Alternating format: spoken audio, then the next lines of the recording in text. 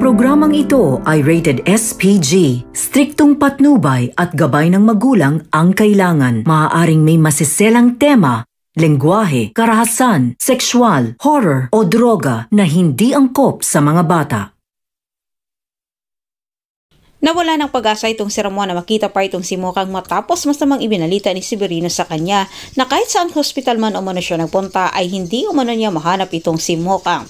Inisip naman ni Ramon na maaring isa sa kanila ni Tanggol at Mokang ang may tama, maari ding ito ay napuruhan kaya wala ang dalawa sa hospital.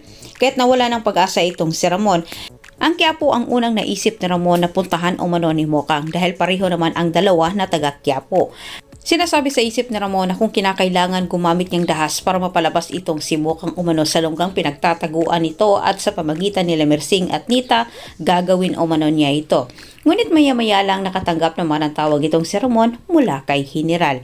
Ibinalita nito na may nakuha na umano siyang impormasyon kung saan nakakulong ang kaibigan ni Mokang. Sinabi ni Ramon sa oras na iyon ay ayaw na umano niyang mag-aksaya ng oras. Gusto na niyang makita at makausap umano ang sinabi nila Mersing na kaibigan ni Mokang na itong si Tanggol. Ngunit hindi naman pumayag itong si General sa naisip na gagawin ni Ramon na siya mismo ang pupunta sa koreksyonal para makita umano itong si Tanggol dahil delikado umano para kay Ramon ang kanyang gagawin at makilala pa umano siya sa mga opisyales sa koreksyonal, makilala ang kanyang tunay na pagkakilanlan. Sinabi ni General na gagawan umano niya ng paraan para makita ni Ramon ang kaibigan ni Mokang. Hindi kailangan magpakita umano ni Ramon sa koreksyonal.